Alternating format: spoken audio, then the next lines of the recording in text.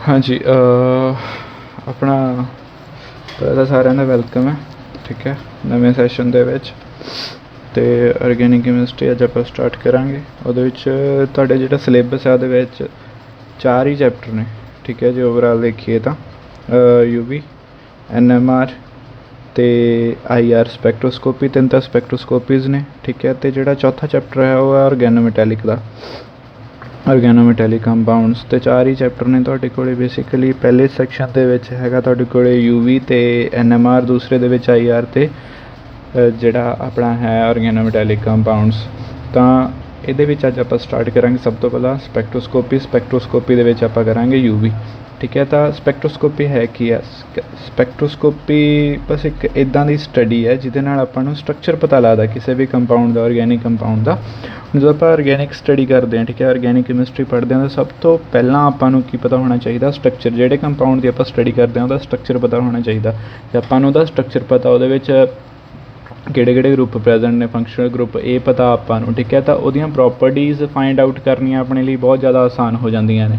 ਠੀਕ ਹੈ, ਤਾਂ ਉਹਦਾ ਮੈਲਟਿੰਗ ਪੁਆਇੰਟ, ਬੋਇਲਿੰਗ ਪੁਆਇੰਟ, ਉਹਦੇ ਵਾਸਤੇ ਆਪਾਂ ਆਸਾਨੀ ਨਾਲ ਪ੍ਰੋਡਿਕਟ ਕਰ ਸਕਦੇ ਹਾਂ ਵੀ ਇਹਦੀ ਰੇਂਜ ਇੱਥੋਂ ਤੋਂ ਇੱਥੇ ਤੱਕ ਹੋਊਗੀ, ਇਹਦਾ ਇੰਨਾ ਮੈਲਟਿੰਗ ਪੁਆਇੰਟ, ਇੰਨਾ ਬੋਇਲਿੰਗ ਪੁਆਇੰਟ, ਜਾਂ ਇਹਦੀਆਂ ਆਹ ਪ੍ਰੋਪਰਟੀਜ਼ ਦੀਆਂ ਇੰਨੀਆਂ ਵੈਲਿਊਜ਼ ਹੋਣਗੀਆਂ। ਅਪਰੋਕਸੀਮੇਟਲੀ ਆਪਾਂ ਦੇਖ ਸਕਦੇ ਹਾਂ ਉਹਦੀਆਂ, ਆਪਾਂ ਨੂੰ ਇੱਦਾਂ ਹੀ ਅੰਦਾਜ਼ਾ ਲਗਾ ਸਕਦੇ ਹਾਂ। ਠੀਕ ਹੈ, ਤਾਂ ਉਹਦੇ ਲਈ ਸਭ ਤੋਂ ਪਹਿਲਾਂ ਮਤਲਬ ਜਦੋਂ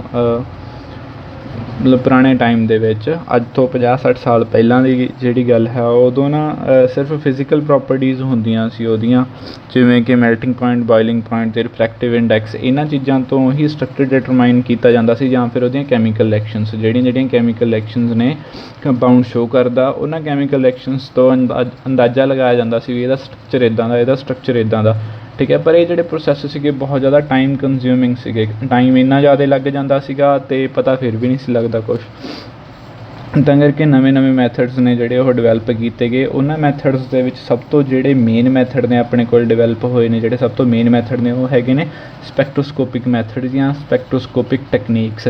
ਇਹਨਾਂ ਦੇ ਵਿੱਚ ਕੀ ਹੁੰਦਾ ਗਾ, ਮੈਟਰ ਲੈਂਦੇ ਹਾਂ ਆਪਾਂ, ਕੋਈ ਵੀ ਮੈਟਰ ਦੇ ਵਿੱਚ ਹੀ ਆ ਜਾਂਦੇ ਆ ਸਾਰੇ ਕੰਪਾਊਂਡਸ। ਕੋਈ ਵੀ ਕੰਪਾਊਂਡ ਲੈਂਦੇ ਹਾਂ, ਉਹਨੂੰ ਆਪਾਂ ਇਲੈਕਟ੍ਰੋਮੈਗਨੈਟਿਕ ਰੇਡੀਏਸ਼ਨ ਦੇ ਨਾਲ ਇੰਟਰੈਕਟ ਕਰਵਾਉਂਦੇ ਹਾਂ, ਮਤਲਬ ਉਹਦੇ ਉੱਪਰ ਆਪਾਂ ਇਲੈਕਟ੍ਰੋਮੈਗਨੈਟਿਕ ਰੇਡੀਏਸ਼ਨ ਪਾਉਂਦੇ ਹਾਂ।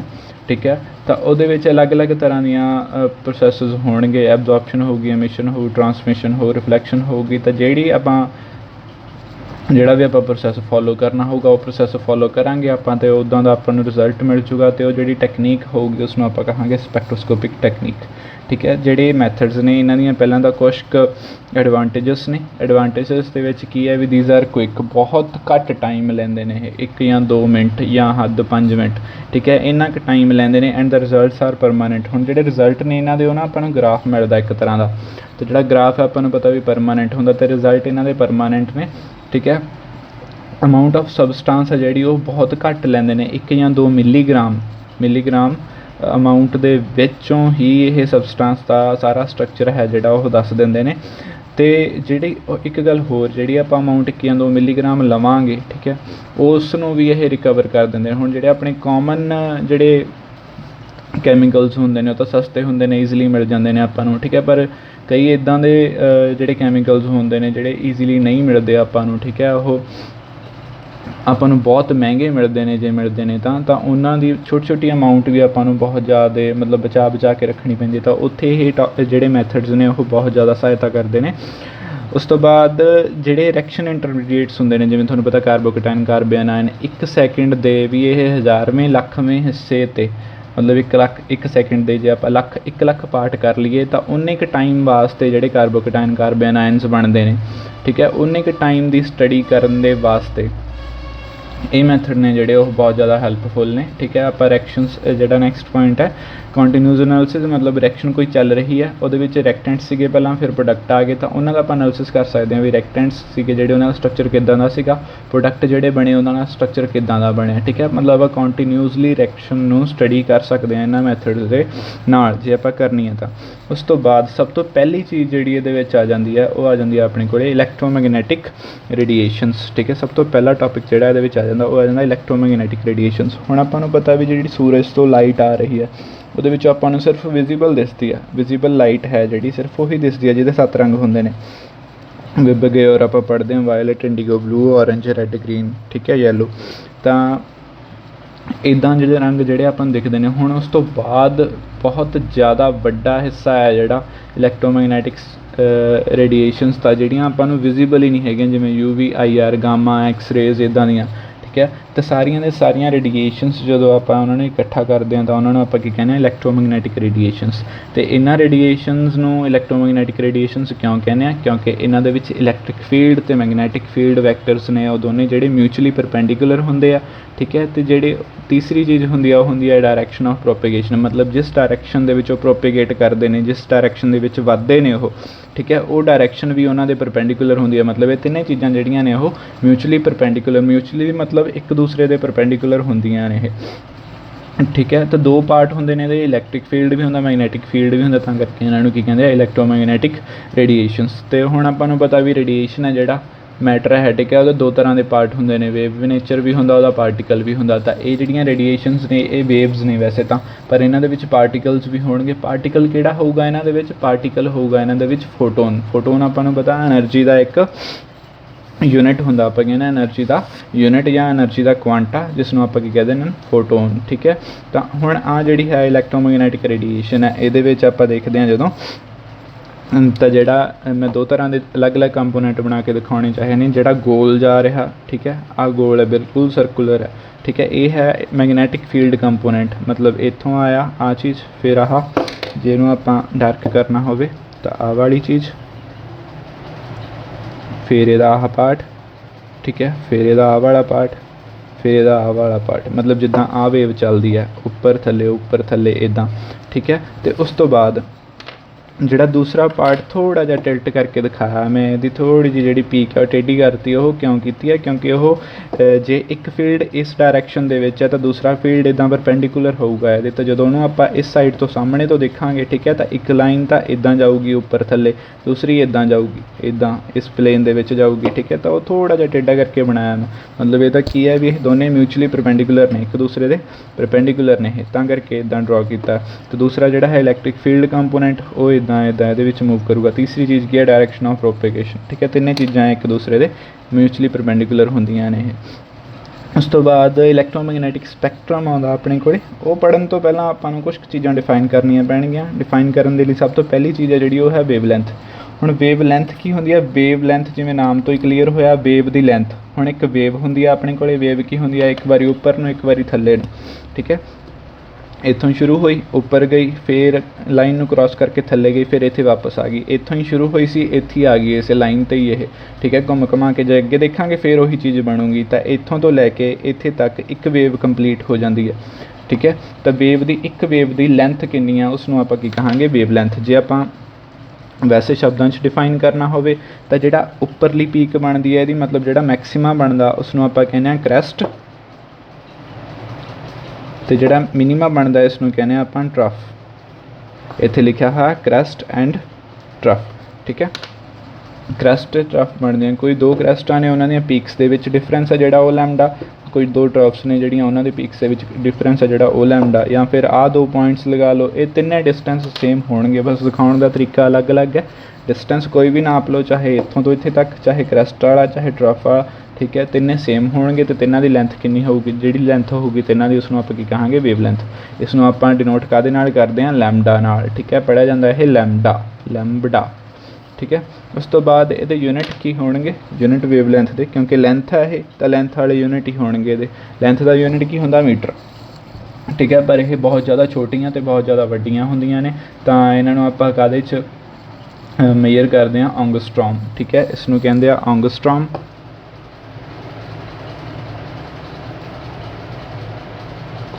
ਇਹ ਹੁੰਦਾ ਨੈਨੋਮੀਟਰ, ਹੁੰਦਾ ਮਾਈਕਰੋਮੀਟਰ, ਠੀਕ ਹੈ। ਅਤੇ ਤਿੰਨ ਯੂਨਿਟ ਨੇ ਇਹਦੇ, ਐਂਗਸਟ੍ਰੋਮ, ਨੈਨੋਮੀਟਰ ਅਤੇ ਮਾਈਕਰੋਮੀਟਰ।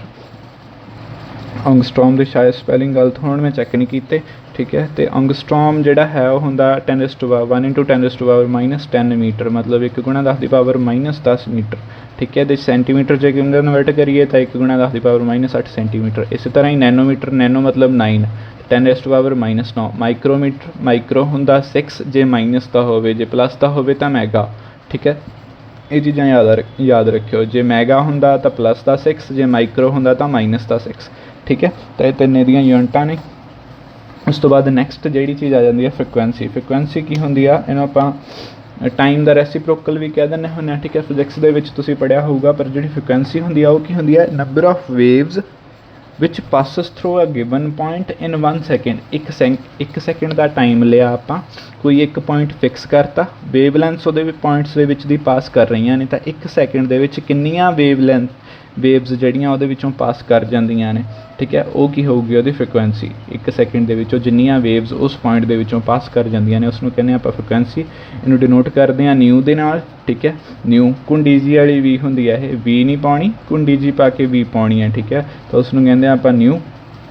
दे यूनिट्स की होणगे साइकल्स पर सैकेंड CPS, या फिर पर सैकेंड सिंपली, या फिर हर्ट्स, ठीक है। 1 hertz is equal to 1 CPS। ये दोनों बराबर, तिन्ने यूनिट बराबर होंगे, चाहे हर्ट्स लिख लो, चाहे पर सैकेंड, चाहे CPS, ठीक है। लिखण का तरीका अलग अलग है, वैल्यू तिन्नां दी बराबर है। उस तो बाद आ जांदा अपने कोले वेव नंबर। वेव नंबर की हुंदा अपने कोले, रेसिप्रोकल ऑफ वेवलैंथ। वेवलैंथ की होंदी है एक वेव की लेंथ, ठीक है। तो रेसिप्रोकल ऑफ वेवलैंथ की हो गया, ये एक लेंथ दे विच किन्नियां मतलब 1 सेंटीमीटर दे विच, हुण लेंथ दे यूनिट की होंदा सेंटीमीटर, तो 1 सेंटीमीटर दे विच किन्नियां वेव्स आ जांदियां ने, वो की होऊगा इहदा वेव नंबर, ठीक है। रेसिप्रोकल देखना आपां, यूनिट देख लिया सेंटीमीटर, अल्टाता मतलब 1 सेंटीमीटर दे विच किन्नियां वेवलैंथस जड़ियां ने ओह आ जांदियां ने, वो की होऊगा वेव नंबर। उसनूं आपां काहदे नाल डिनोट करदे हां, न्यू बार, ठीक है। बोलते की इहनूं न्यू बार, क्योंकि ये वेवलैंथ का इनवर्स होंदा, तां करके इसनूं की कहने पर सेंटीमीटर, ठीक है। इहनूं आपां जे डिफाइन करना होवे वेव नंबर्स नूं किवें करांगे आपां, nu bar is equal to 1/λ, ठीक है। अगे है नैक्सट अपने कोले वेलोसिटी। वेलोसिटी की हुंदी आ, एक सैकेंड दे विच एक वेव कितना डिस्टेंस ट्रैवल करदी है, distance travel divided by time, यही हुंदी है वेलोसिटी।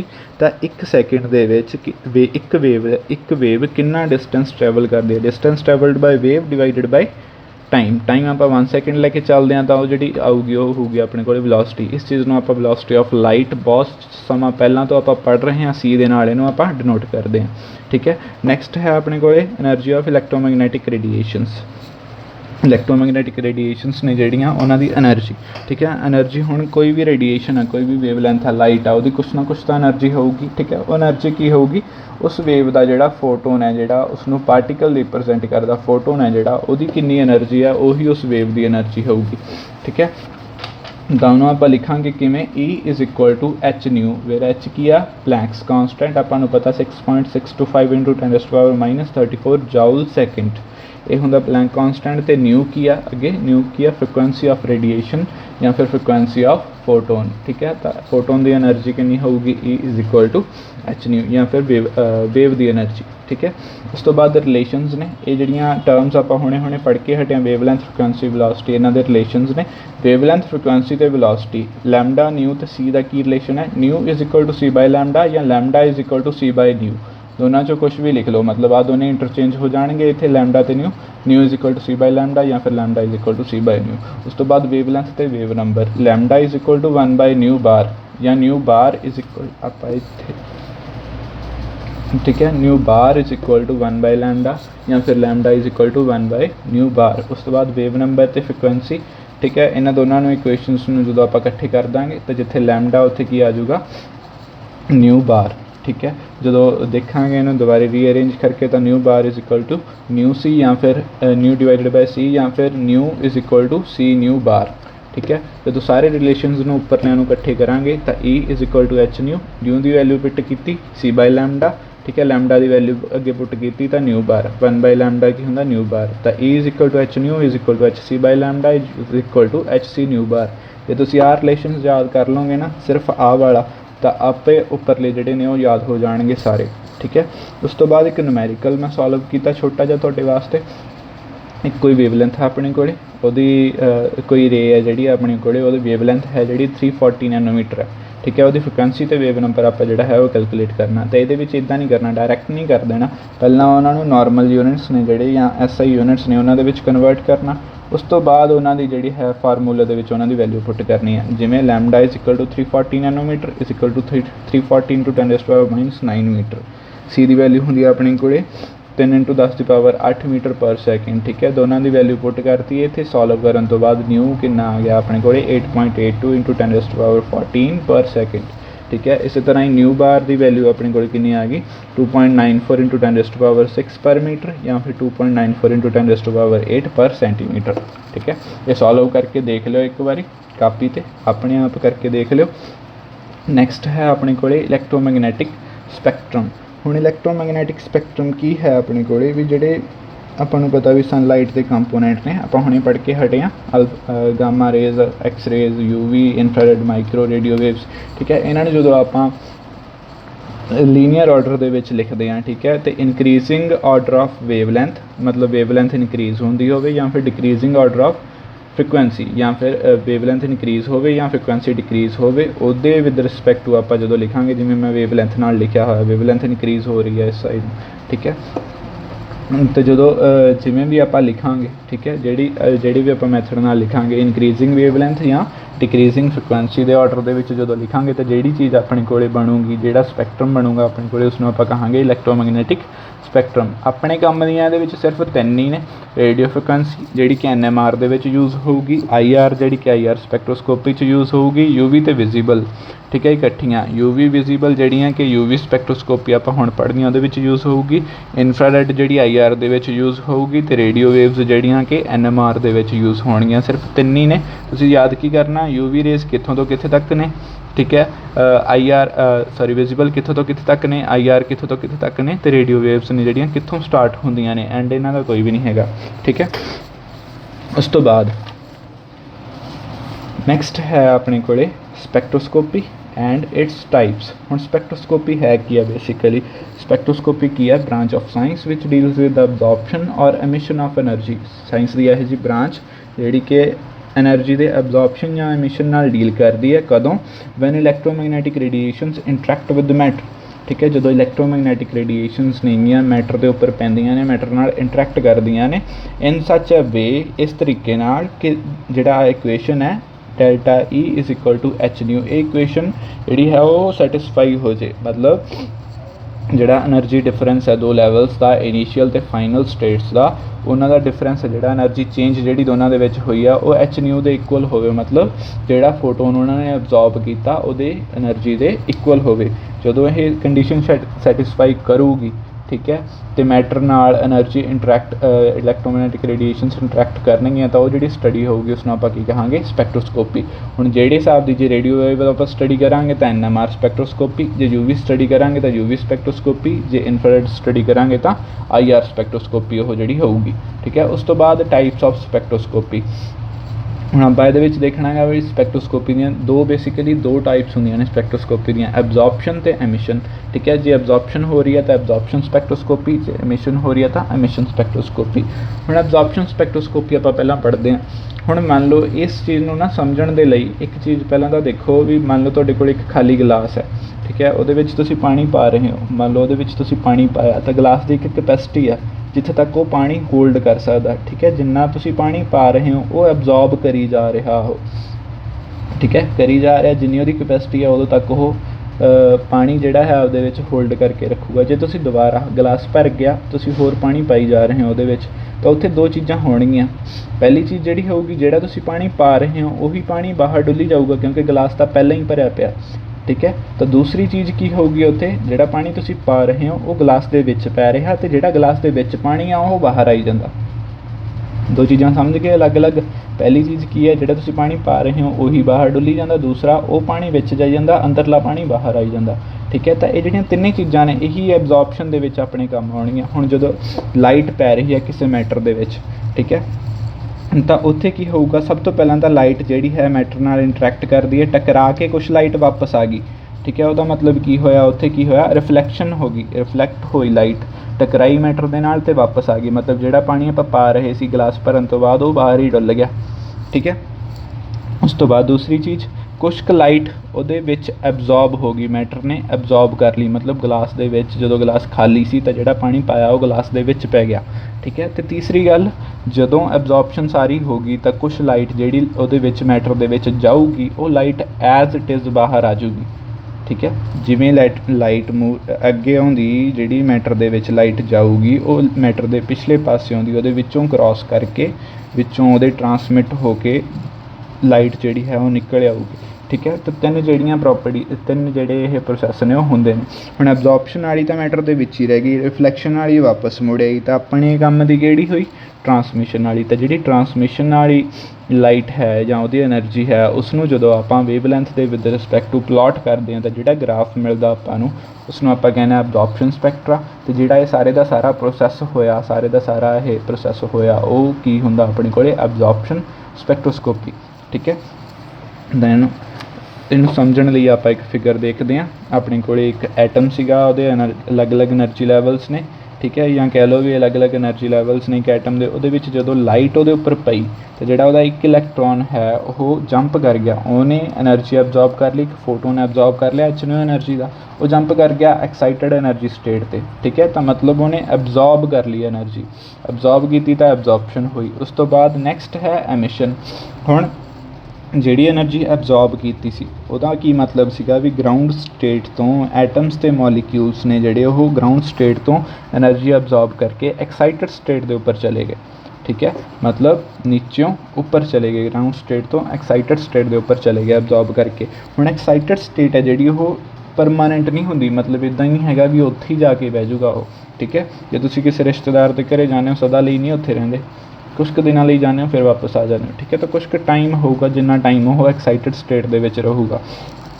ਤਾਂ ਉਸ ਤੋਂ ਬਾਅਦ ਉਹ ਜਿਹੜਾ ਹੈ ਵਾਪਸ ਆਪਣਾ ਜਿਹੜਾ ਗਰਾਊਂਡ ਸਟੇਟ ਹੈ ਉੱਥੇ ਵਾਪਸ ਆਊਗਾ। ਜਦੋਂ ਐਕਸਾਈਟਡ ਸਟੇਟ ਤੋਂ ਵਾਪਸ ਗਰਾਊਂਡ ਸਟੇਟ 'ਤੇ ਆਊਗਾ ਤਾਂ ਐਨਰਜੀ ਜਿਹੜੀ ਉਹਦੇ ਕੋਲ ਵੱਧ ਸੀਗੀ ਉਹ ਐਨਰਜੀ ਰਿਲੀਜ਼ ਵੀ ਕਰੂਗਾ ਉਹ। ਅਤੇ ਜਿਹੜੀ ਐਨਰਜੀ ਉਸ ਟਾਈਮ ਉਹ ਰਿਲੀਜ਼ ਕਰਦਾ ਐਕਸਾਈਟਡ ਤੋਂ ਗਰਾਊਂਡ ਸਟੇਟ 'ਤੇ ਵਾਪਸ ਆਉਣ ਵੇਲੇ, ਉਸ ਐਨਰਜੀ ਨੂੰ ਆਪਾਂ ਕਹਿੰਦੇ ਹਾਂ ਐਮਿਸ਼ਨ ਐਨਰਜੀ। ਅਤੇ ਉਸ ਐਨਰਜੀ ਨੂੰ ਜਦੋਂ ਆਪਾਂ ਵੇਵਲੈਂਥ ਦੇ ਵਿਦ ਰਿਸਪੈਕਟ ਟੂ ਪਲਾਟ ਕਰਦੇ ਹਾਂ ਤਾਂ ਆਪਣੇ ਕੋਲ ਜਿਹੜਾ ਗ੍ਰਾਫ ਆਉਂਦਾ ਉਸਨੂੰ ਆਪਾਂ ਕਹਿੰਦੇ ਹਾਂ ਐਮਿਸ਼ਨ ਸਪੈਕਟਰਾ। ਠੀਕ ਹੈ। ਅਤੇ ਜਿਹੜਾ ਇਹ ਸਾਰੇ ਦਾ ਸਾਰਾ ਪ੍ਰੋਸੈਸ ਹੈ ਉਸਨੂੰ ਆਪਾਂ ਕਹਿੰਦੇ ਹਾਂ ਐਮਿਸ਼ਨ ਸਪੈਕਟਰੋਸਕੋਪੀ। ਠੀਕ ਹੈ।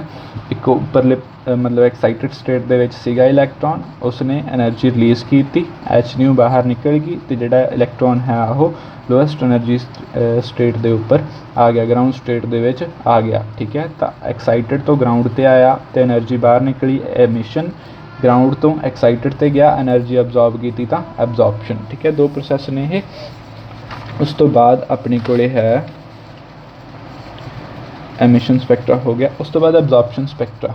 ਠੀਕ ਹੈ। ਆਪਾਂ ਇਸ ਚੈਪਟਰ ਦੇ ਵਿੱਚ ਆਪਣੇ ਕੋਲ ਦੋ ਚੈਪਟਰ ਨੇ ਜਿਹੜੇ NMR ਅਤੇ UV, ਇਹਨਾਂ ਦੇ ਵਿੱਚ ਐਬਜ਼ੋਰਪਸ਼ਨ ਚੱਲੂਗੀ। ਜਿਹੜਾ IR ਚੈਪਟਰ ਹੈ ਉੱਥੇ ਐਮਿਸ਼ਨ ਆਊਗੀ। ਠੀਕ ਹੈ। ਤਾਂ ਆਪਾਂ ਜ਼ਿਆਦਾਤਰ ਐਬਜ਼ੋਰਪਸ਼ਨ ਸਪੈਕਟਰ ਨਾਲ ਡੀਲ ਕਰਨਾ। ਐਮਿਸ਼ਨ ਜਦੋਂ ਆਊਗਾ IR ਦੇ ਵਿੱਚ ਉਦੋਂ ਪੜ੍ਹਾਂਗੇ। ਠੀਕ ਹੈ। ਆਪਾਂ ਤਾਂ ਹੁਣ ਐਬਜ਼ੋਰਪਸ਼ਨ ਸਪੈਕਟਰਾ ਹੈ ਜਿਹੜਾ ਉਹ ਮੇਨਲੀ ਤਿੰਨ ਤਰ੍ਹਾਂ ਦਾ ਹੁੰਦਾ ਵੀ ਕਿਸ ਤਰ੍ਹਾਂ ਦੀ ਐਬਜ਼ੋਰਪਸ਼ਨ ਹੋ ਰਹੀ ਹੈ। ਮੰਨ ਲਓ ਸਿਰਫ ਆਪਣੇ ਕੋਲ ਤਿੰਨ ਤਰ੍ਹਾਂ ਦਾ ਹੁੰਦਾ। ਪਹਿਲੀ ਟਾਈਪ ਹੈ ਲਾਈਨ ਸਪੈਕਟਰਾ।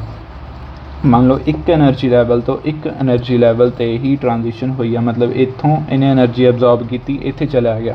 ਠੀਕ ਹੈ। ਤਾਂ E0 ਤੋਂ E1 'ਤੇ ਚਲਿਆ ਗਿਆ, ਕੋਈ ਵੀ ਐਟਮ ਜਾਂ ਮੋਲੀਕਿਊਲ ਹੈ। ਇੱਕ ਟ੍ਰਾਂਜੀਸ਼ਨ ਹੋਈ, ਇੱਕੋ ਹੀ ਡੈਲਟਾ E ਦੀ ਵੈਲਿਊ ਆਈ ਆਪਣੇ ਕੋਲ E1 ਮਾਈਨਸ E0। ਠੀਕ ਹੈ। ਤਾਂ ਇੱਕ ਵੇਵ ਲੈਂਥ ਦੇ ਰਿਸਪੈਕਟਿਵਲੀ ਇਹ ਹੁਣ ਕਿਹਦੇ ਇਕੁਅਲ ਹੋਊਗਾ, delta E is equal to E1 minus E0 is equal to HNU ਜਾਂ ਫਿਰ HC/λ। ਠੀਕ ਹੈ। ਜੇ ਇੱਕ ਡੈਲਟਾ E ਹੈ ਤਾਂ ਇੱਕੋ ਹੀ ਲੈਮਡਾ ਆਊ, ਇੱਕੋ ਹੀ ਉੱਥੇ ਨਿਊ ਆਊ। ਚਾਹੇ ਤੁਸੀਂ ਇੱਥੇ ਵੇਵਲੈਂਥ ਲੈ ਲਓ, ਚਾਹੇ ਇੱਥੇ ਫ੍ਰੀਕੁਐਂਸੀ ਲੈ ਲਓ, ਤਾਂ ਇੱਕੋ ਹੀ ਵੈਲਿਊ ਆਊਗੀ ਉਹਦੀ। ਤਾਂ ਉਸ ਵੈਲਿਊ ਦੇ ਉੱਪਰ ਜਦੋਂ ਐਨਰਜੀ ਪਲਾਟ ਕਰਾਂਗੇ ਤਾਂ ਇੱਕ ਲਾਈਨ ਬਣੂ, ਸਟ੍ਰੇਟ ਲਾਈਨ। ਠੀਕ ਹੈ। ਤਾਂ ਇੱਕ ਲਾਈਨ ਬਣੀ ਸਪੈਕਟਰਾ ਦੇ ਵਿੱਚ ਤਾਂ ਉਸਨੂੰ ਆਪਾਂ ਕੀ ਕਹਾਂਗੇ, ਲਾਈਨ ਸਪੈਕਟਰਾ। ਠੀਕ ਹੈ। ਉਸ ਤੋਂ ਬਾਅਦ ਮੰਨ ਲਓ 3-4 ਲੈਵਲਸ ਨੇ ਕਲੋਜ਼ਲੀ ਸਪੇਸਡ। ਠੀਕ ਹੈ। ਤਾਂ ਗਰਾਊਂਡ ਸਟੇਟ ਇੱਕੋ ਹੀ ਆ ਆਪਣੇ ਕੋਲ। ਗਰਾਊਂਡ ਸਟੇਟ ਤੋਂ ਜਦੋਂ 3-4 ਲਾਈਨਾਂ ਦੇ ਉੱਪਰ ਐਨਰਜੀ ਮਤਲਬ ਟ੍ਰਾਂਜੀਸ਼ਨਸ ਹੋ ਰਹੀਆਂ ਨੇ, ਐਬਜ਼ੋਰਪਸ਼ਨ ਹੋ ਰਹੀਆਂ, ਕਿਉਂਕਿ ਕਲੋਜ਼ਲੀ ਸਪੇਸਡ ਨੇ ਤਾਂ ਪਹਿਲੀ 'ਤੇ ਵੀ ਜਾ ਸਕਦਾ, ਦੂਸਰੀ 'ਤੇ ਵੀ, ਤੀਸਰੀ 'ਤੇ ਵੀ, ਚੌਥੀ 'ਤੇ ਵੀ, ਕਿਸੇ 'ਤੇ ਵੀ ਐਨਰਜੀ ਲੈਵਲ 'ਤੇ ਜਾ ਸਕਦਾ ਮੋਲੀਕਿਊਲ ਹੈ ਜਿਹੜਾ ਜਾਂ ਐਟਮ ਹੈ। ਠੀਕ ਹੈ। ਤਾਂ ਜਿਸ ਟਾਈਪ ਦੀ ਐਨਰਜੀ ਹੋਊਗੀ, ਜਿਸ ਟਾਈਪ ਦੀ ਟ੍ਰਾਂਜੀਸ਼ਨ ਹੋਊਗੀ, ਉਨੀਆਂ ਹੀ 4 ਟ੍ਰਾਂਜੀਸ਼ਨਸ ਕਿਉਂਕਿ ਹੋ ਰਹੀਆਂ ਨੇ, 4 ਐਨਰਜੀ ਲੈਵਲ ਨੇ, ਤਾਂ 4 ਆਪਣੇ ਕੋਲ ਐਨਰਜੀਜ਼ ਆ ਗਈਆਂ। 4 ਐਨਰਜੀਜ਼ ਆਈਆਂ ਤਾਂ ਵੇਵਲੈਂਥਸ ਵੀ 4 ਹੋਣਗੀਆਂ। ਮਤਲਬ ਥੱਲੋਂ ਇੱਕ ਲਾਈਨ ਨਹੀਂ ਸ਼ੁਰੂ ਹੋਊਗੀ, ਥੱਲੋਂ 3 ਜਾਂ 4 ਲਾਈਨਾਂ ਸ਼ੁਰੂ ਹੋਣਗੀਆਂ ਤੇ ਕਿਉਂਕਿ ਅਲੱਗ-ਅਲੱਗ ਪਹਿਲੀ ਹੈ ਜਿਹੜੀ ਟ੍ਰਾਂਜੀਸ਼ਨ ਉਹਦੀਆਂ 4 ਹੋ ਰਹੀਆਂ ਨੇ, ਦੂਸਰੀ ਦੇ ਵਿੱਚ 2, ਤੀਸਰੀ 'ਚ 1 ਇੱਦਾਂ ਹੋ ਰਹੀਆਂ ਨੇ, ਠੀਕ ਹੈ। ਤਾਂ ਉਨੀ ਇੰਟੈਂਸਿਟੀ ਜੇ 4 ਹੋ ਰਹੀਆਂ ਨੇ ਤਾਂ 4 ਗੁਣਾ ਇੰਟੈਂਸਿਟੀ ਹੋ ਗਈ ਉਹਦੀ, ਜੇ 2 ਹੋ ਰਹੀਆਂ ਨੇ ਤਾਂ 2 ਗੁਣਾ ਇੰਟੈਂਸਿਟੀ ਹੋ ਗਈ, ਜਿੱਥੇ 1 ਆ ਉੱਥੇ ਸਿੰਗਲ ਇੰਟੈਂਸਿਟੀ 1 ਗੁਣਾ ਹੀ ਰਹੀ, ਠੀਕ ਹੈ। ਤਾਂ ਜਿੰਨੀ ਇੰਟੈਂਸਿਟੀ ਹੋਊਗੀ ਉਨੀ ਹਾਈਟ ਤੱਕ ਲਾਈਨਾਂ ਬਣ ਜਾਣਗੀਆਂ। ਉਹ ਸਾਰੀਆਂ ਲਾਈਨਾਂ ਵਿੱਚ ਮੈਂ ਦਿਖਾਈਆਂ ਹੋਈਆਂ ਨੇ ਬਰੀਕ ਕਰਕੇ, ਜੇ ਤੁਹਾਨੂੰ ਦਿਖਦੀਆਂ ਨੇ ਤਾਂ ਇੱਕ ਲਾਈਨ ਪਹਿਲੀ ਇੱਥੇ ਖਤਮ ਹੋ ਜਾਂਦੀ ਹੈ, ਆਹ ਵਾਲੀ ਦੂਸਰੀ ਲਾਈਨ ਹੈ ਜਿਹੜੀ ਉਹ ਹਾਈਟ ਵੱਧ 'ਤੇ ਜਾਂਦੀ ਹੈ, ਤੀਸਰੀ ਲਾਈਨ ਇੱਥੇ ਖਤਮ ਹੁੰਦੀ ਹੈ, ਠੀਕ ਹੈ। ਤਿੰਨੇ ਲਾਈਨਾਂ ਜਦੋਂ ਓਵਰਲੈਪ ਕਰਨੀਆਂ ਤਾਂ ਜਿਹੜੀ ਚੀਜ਼ ਆਪਣੇ ਕੋਲ ਬਣੂਗੀ ਉਹ ਕੀ ਬਣੂਗੀ, ਇੱਕ ਪੀਕ। ਇੱਥੇ ਇੱਕ ਗੱਲ ਦਾ ਧਿਆਨ ਰੱਖਣਾ ਵੀ ਇੱਕ ਲਾਈਨ, ਇੱਕ ਐਬਜ਼ੋਰਪਸ਼ਨ ਜਿਹੜੀ ਵੱਧ ਹੋ ਰਹੀ ਆ ਇੱਕ ਐਨਰਜੀ 'ਤੇ ਬਾਕੀ ਐਨਰਜੀਜ਼ ਨਾਲੋਂ, ਤਾਂ ਹੀ ਪੀਕ ਬਣੂਗੀ। ਜੇ 2 ਐਨਰਜੀਜ਼ ਐਬਜ਼ੋਰਪਸ਼ਨ ਸੇਮ ਹੋ ਰਹੀਆਂ ਨੇ ਤਾਂ ਉੱਥੇ ਪੀਕ ਨਹੀਂ ਬਣਦੀ, ਫਿਰ ਉੱਥੇ ਠੀਕ ਹੈ ਸਕੁਅਰ ਬਣ ਜੂਗਾ ਉੱਪਰੋਂ। ਇਹ ਚੀਜ਼ ਦਾ ਧਿਆਨ ਰੱਖਣਾ, ਤਾਂ ਪੀਕ ਬਣੂਗੀ ਆਪਣੇ ਕੋਲ। ਉਸ ਤੋਂ ਬਾਅਦ ਥਰਡ ਜਿਹੜੀ ਟਾਈਪ ਹੈ ਆਪਣੇ ਕੋਲ ਉਹ ਹੈ ਬੈਂਡ ਸਪੈਕਟਰਾ, ਠੀਕ ਹੈ। ਜਦੋਂ ਆਪਣੇ ਕੋਲ ਇਹ ਸੀ, ਜਦੋਂ ਆਪਣੇ ਕੋਲ 3-4 ਟ੍ਰਾਂਜੀਸ਼ਨਸ ਹੋ ਰਹੀਆਂ ਸੀ 3-4 ਐਨਰਜੀ ਦੀਆਂ, ਪਰ ਜੇ ਆਪਣੇ ਕੋਲ ਨੰਬਰ ਆਫ ਟ੍ਰਾਂਜੀਸ਼ਨਸ ਬਹੁਤ ਜ਼ਿਆਦਾ ਨੇ, ਮੰਨ ਲਓ 50 ਨੇ ਜਾਂ 60 ਨੇ ਜਾਂ 70 ਨੇ, ਜਿੰਨੀਆਂ ਵੀ ਨੇ, ਠੀਕ ਹੈ। ਅਤੇ ਇੱਕ ਗਰਾਊਂਡ ਸਟੇਟ ਤੋਂ ਇੰਨੇ ਲੈਵਲਸ ਦੇ ਉੱਪਰ ਟ੍ਰਾਂਜੀਸ਼ਨਸ ਹੋ ਰਹੀਆਂ ਨੇ, ਜਿਵੇਂ ਦੇਖੋ 4-5 ਐਨਰਜੀ ਲੈਵਲ ਇੱਥੇ ਇਕੱਠੇ ਆ, 4-5 ਐਨਰਜੀ ਲੈਵਲ ਇੱਥੇ ਇਕੱਠੇ ਆ, ਠੀਕ ਹੈ। ਤਾਂ ਟ੍ਰਾਂਜੀਸ਼ਨਸ ਗਰਾਊਂਡ ਸਟੇਟ ਤੋਂ ਇੱਥੇ ਵੀ ਹੋ ਰਹੀਆਂ ਨੇ ਅਤੇ ਇੱਥੇ ਵੀ ਹੋ ਰਹੀਆਂ ਨੇ, ਠੀਕ ਹੈ। ਮਤਲਬ ਐਨਰਜੀ ਅਬਜ਼ੋਰਬ ਕਰਕੇ ਅੱਧੇ ਮੋਲੀਕਿਊਲਸ ਆਇਨਸ ਇੱਥੇ ਵਗ ਗਏ, ਅੱਧੇ ਮੋਲੀਕਿਊਲਸ ਐਟਮਸ ਆਇਨਸ ਇੱਥੇ ਚਲੇ ਗਏ, ਠੀਕ ਹੈ। ਤਾਂ ਜਿੰਨੀਆਂ ਵੱਧ ਟ੍ਰਾਂਜੀਸ਼ਨਸ ਹੋਣਗੀਆਂ ਉਨੀਆਂ ਵੱਧ ਐਨਰਜੀ ਦੀਆਂ ਵੈਲਿਊਜ਼ ਆਉਣਗੀਆਂ, ਓਨੀਆਂ ਹੀ ਵੱਧ ਵੇਵਲੈਂਥ ਦੀਆਂ ਵੈਲਿਊਜ਼ ਆਉਣਗੀਆਂ। ਤਾਂ ਉਨੀਆਂ ਵੇਵਲੈਂਥਸ ਦੇ ਉੱਪਰ ਉਨੀਆਂ ਐਨਰਜੀਸ ਜਦੋਂ ਆਪਾਂ ਪਲਾਟ ਕਰਾਂਗੇ ਤਾਂ ਸਾਰੇ ਪੁਆਇੰਟਸ ਨੂੰ ਜਦੋਂ ਮਿਲਾਵਾਂਗੇ ਤਾਂ ਆਪਣੇ ਕੋਲ ਇੱਕ ਬਰੋਡ ਬੈਂਡ ਬਣ ਜੂਗਾ। ਜਦੋਂ ਬਰੋਡ ਬੈਂਡ ਬਣਿਆ ਤਾਂ ਨਾ ਲਾਈਨ ਬਣੀ ਨਾ ਪੀਕ ਬਣੀ, ਠੀਕ ਹੈ। ਤਾਂ ਬਣਿਆ ਕਿ ਆਪਣੇ ਕੋਲ ਬੈਂਡ, ਤਾਂ ਉਸ ਨੂੰ ਆਪਾਂ ਕੀ ਕਹਾਂਗੇ, ਬੈਂਡ ਸਪੈਕਟਰਾ, ਠੀਕ ਹੈ। ਅਤੇ ਉਸ ਤੋਂ ਬਾਅਦ ਜਿਹੜੀ ਅਗਲੀ ਚੀਜ਼ ਇਹਦੇ ਵਿੱਚ ਧਿਆਨ ਦੇਣ ਵਾਲੀ ਆ ਉਹ ਇਹ ਵੀ ਅਬਜ਼ੋਰਪਸ਼ਨ ਸਪੈਕਟਰਾ ਜਿਹੜਾ ਉਹਦੇ ਵਿੱਚ ਐਨਰਜੀ ਇਨਕਰੀਜ਼ ਹੁੰਦੀ ਆ ਮੋਲੀਕਿਊਲ ਦੀ, ਠੀਕ ਹੈ। ਜੇ ਐਨਰਜੀ ਇਨਕਰੀਜ਼ ਹੋਊਗੀ ਮੋਲੀਕਿਊਲ ਦੀ ਤਾਂ ਉਹ ਮੈਕਸੀਮਾ ਦਿਖਾਊਗਾ, ਤਾਂ ਹਮੇਸ਼ਾ ਇਹ ਮੈਕਸੀਮੇ ਦੀ ਫਾਰਮ ਦੇ ਵਿੱਚ ਹੋਊਗਾ ਅਬਜ਼ੋਰਪਸ਼ਨ ਸਪੈਕਟਰਾ। ਅਤੇ ਜਿਹੜਾ ਐਮਿਸ਼ਨ ਸਪੈਕਟਰਾ ਉਹਦੇ ਵਿੱਚ ਐਨਰਜੀ ਡਿਕਰੀਜ਼ ਹੁੰਦੀ ਆ ਮੋਲੀਕਿਊਲ ਦੀ, ਠੀਕ ਹੈ। ਐਨਰਜੀ ਜਦੋਂ ਡਿਕਰੀਜ਼ ਹੋਊਗੀ ਤਾਂ ਉੱਥੇ ਉਹ ਮਿਨੀਮਾ ਦਿਖਾਊਗਾ, ਜੇ ਮਿਨੀਮਾ ਦਿਖਾਊਗਾ ਉੱਥੇ ਤਾਂ ਉਹਦੇ ਵਿੱਚ ਕੀ ਹੋਊਗਾ, ਮਿਨੀਮਾ ਬਣੂਗਾ। ਤਾਂ ਐਬਜ਼ੋਰਪਸ਼ਨ ਸਪੈਕਟਰਾ ਹਮੇਸ਼ਾ ਮੈਕਸੀਮਮ ਸ਼ੋ ਕਰੂਗਾ, ਐਮਿਸ਼ਨ ਸਪੈਕਟਰਾ ਹਮੇਸ਼ਾ ਮਿਨੀਮਮ ਸ਼ੋ ਕਰੂਗਾ। ਐਮਿਸ਼ਨ ਸਪੈਕਟਰਾ ਕਿਹਦੇ ਵਿੱਚ ਆਊਗਾ, IR 'ਚ, ਐਬਜ਼ੋਰਪਸ਼ਨ ਕਿਹਦੇ ਵਿੱਚ ਆਊਗਾ, UV ਵਿਜ਼ੀਬਲ ਅਤੇ NMR ਦੇ ਵਿੱਚ, ਠੀਕ ਹੈ। ਅਤੇ ਅੱਜ ਦੀ ਵੀਡੀਓ ਦੇ ਵਿੱਚ ਇੰਨਾ ਹੀ, ਬਾਕੀ ਆਪਾਂ ਜਿਹੜਾ ਹੈ ਅਗਲੀ ਵੀਡੀਓ ਦੇ ਵਿੱਚ ਕਰਾਂਗੇ ਕੰਟੀਨਿਊ। Thank you.